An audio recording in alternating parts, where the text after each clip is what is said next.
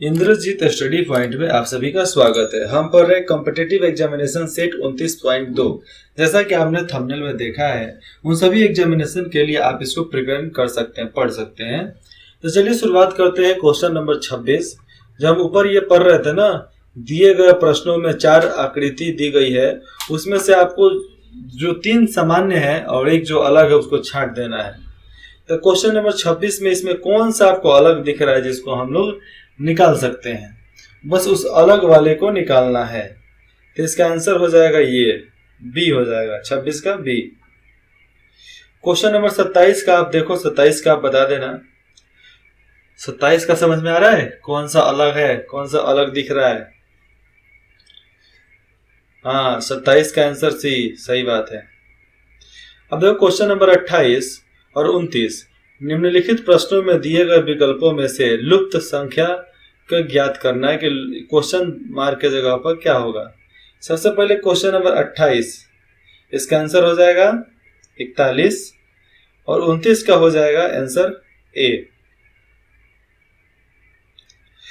निर्देश 30 से 32। निम्नलिखित प्रश्नों में दिए गए विकल्पों में से प्रश्न चिन्ह के स्थान पर आने वाली आकृति को चुनिए कि इस आकृति के जगह पे, मतलब यहाँ प्रश्न चिन्ह के जगह पर क्या आएगा।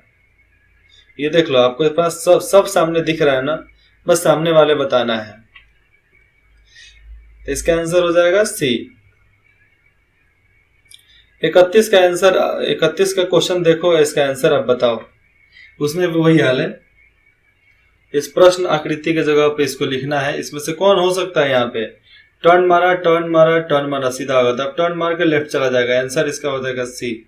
31 का आंसर सी। अब लोग 32 का भी देखो, 32 का भी सेम है। 32 का आंसर इसमें से बताओ कौन हो सकता है? थोड़ा सा और ऊपर कर दूं? लो, थोड़ा सा और ऊपर कर दिए। 32 का आंसर कौन हो सकता है? हाँ, बी है इसका आंसर, आपको ऊपर ही दिख रहा है। Question number 33।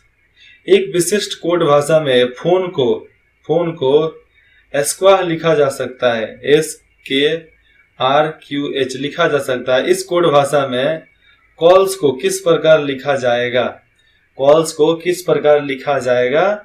तो FDOOV के रूप में लिखा जाएगा, आंसर बी। Question number 34। एक विशिष्ट कोड भाषा में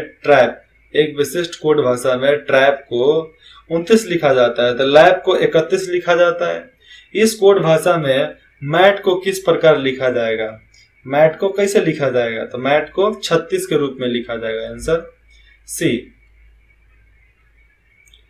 क्वेश्चन नंबर 35। एक विशिष्ट कोड भाषा में फ्लैकिंग को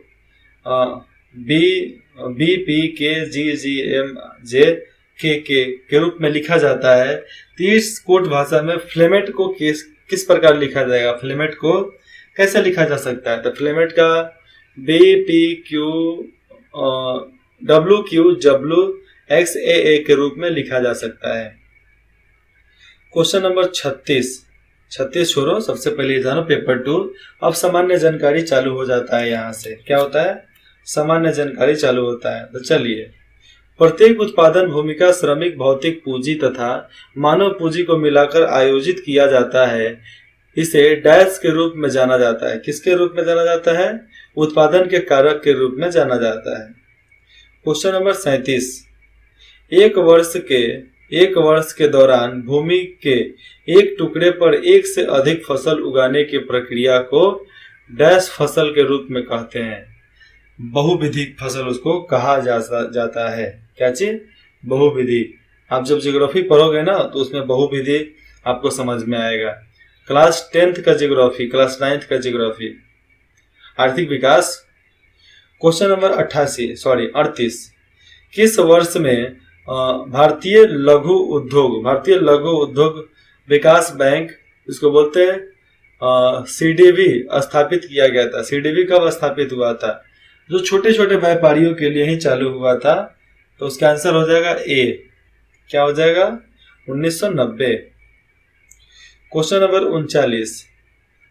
समाज के सभी वर्गों को भोजन की उपलब्धता सुनिश्चित कराने के लिए भारत सरकार ने सावधानी पूर्वक खाद्य सुरक्षा व्यवस्था तैयार की है, अर्थात बफर स्टॉक तथा डैश निर्मित है। बफर स्टॉक तथा डैश निर्मित है, तो इसका आंसर क्या हो जाएगा? सार्वजनिक वितरण प्रणाली, आंसर ए। क्वेश्चन नंबर 40, निम्नलिखित में से कौन भारत में अस्थायी कार्यपालिका का एक हिस्सा है? अस्थायी कार्यपालिका का एक हिस्सा जो कभी भी खत्म नहीं होता है, हटबे नहीं करेगा। भारत के प्रधानमंत्री हट सकते हैं, भारत के रक्षा मंत्री हट सकते हैं। प्रशासनिक सेवा एक ऐसा चीज है जो कभी भी इलेक्शन के द्वारा हटाया नहीं जा सकता है। कभी भी कार्यपालिका का हिस्सा खत्म हो, लेकिन प्रशासनिक सेवाओं को हटाया नहीं जा सकता। वो एक बार नौकरी पर जो चला गया वो नौकरी पर रहेगा, उसी पर मर जाएगा। क्वेश्चन नंबर 41, किसी देश में सर्वोच्च विधायी निकाय द्वारा संविधान में परिवर्तन को डैश के रूप में जाना जाता है। किसी देश में सर्वोच्च विधायी निकाय द्वारा संविधान में परिवर्तन को डैश के रूप में जाना जाता है। किसके रूप में जाना जाता है? तो संवैधानिक संशोधन के रूप में जाना जाता है। तभी तो यार कुछ भी बदल सकते हैं हम लोग ना, ये तो कैसे बदल सकते हैं? परिवर्तन चाहिए संविधान में तो संवैधानिक संशोधन होता है। क्वेश्चन नंबर 42, भारत के संविधान में संघ सूची या सूची 1 किस अनुसूची में दी गई है? किस में दी गई है? 7वीं अनुसूची में दी गई है। क्वेश्चन नंबर 43, निम्नलिखित में से कौन सा एक युग्म भारतीय संविधान के अनुसार गलत है? इसमें से कौन सा भारतीय संविधान के अनुसार गलत है? तो भाग 9 केंद्र शासित प्रदेश, ये गलत है। होता है लेकिन भाग 9 में नहीं होता है ये। क्वेश्चन नंबर 4, निम्नलिखित में से कौन प्राचीन भारत के कुपासनों की दूसरी राजधानी है? देखो फिर से, निम्नलिखित में से कौन प्राचीन भारत में कुपासनों की दूसरी राजधानी है? दूसरी राजधानी बताना है, तो आंसर होगा मथुरा। मथुरा से ही सारा हेडक्वार्टर चलता था। क्वेश्चन नंबर 45, किसका मकबरा जो है भारत का पहला बाक मकबरा था? तो हुमायूं का मकबरा ही बाक मकबरा था। क्वेश्चन नंबर 46, कौन सी घटना असहयोग आंदोलन को वापस लेने का मुख्य कारण था? चौरी चौरा कांड, उसी की वजह से गांधी जी ने वापस ले लिया अपना असहयोग आंदोलन, क्योंकि चौरी चौरा कांड में 18 पुलिस वालों को जलाकर मार दिया गया था, पुलिस थाने को धमका दिया गया था।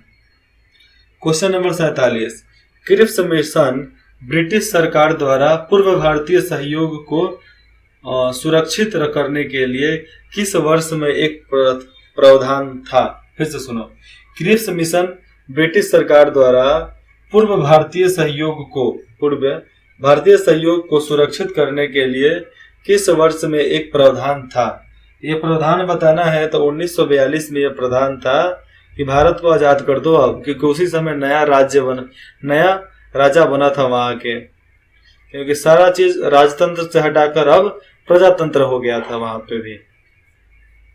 क्वेश्चन नंबर 48, निम्नलिखित में से कौन वर्ष 1828 में ब्रह्म सभा में विकसित हुआ है? ब्रह्म सभा में विकसित कौन सा हुआ है? तो हुआ है आत्मीय सभा। ब्रह्म सभा में विकसित हो गया है आत्मीय सभा।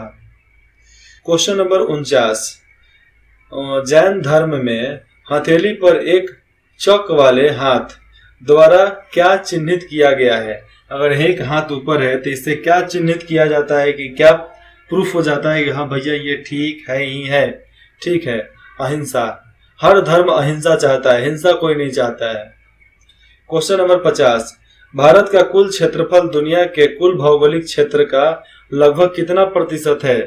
तो भारत का क्षेत्रफल दुनिया के करीब 2.4% हिस्सा है, लगभग। अनुमान लगाया जा सकता है, पूरा नहीं बात है। यहाँ पर 25 क्वेश्चन का सेट प्रतिदिन खत्म होता है। फिर हम अगले भाग में पढ़ेंगे क्वेश्चन नंबर 51 से। तब तक लेते हैं विदा। इंद्रजीत स्टडी पॉइंट में जुड़ने के लिए आप सभी का बहुत बहुत धन्यवाद। और कैसा लगा सेट आप कमेंट करके बता सकते हैं। अगर कुछ भी आपको चाहिए फिर भी आप सजेशन के लिए आप मेल पर indrajitstudypoint@gmail.com पे आप संपर्क कर सकते हैं।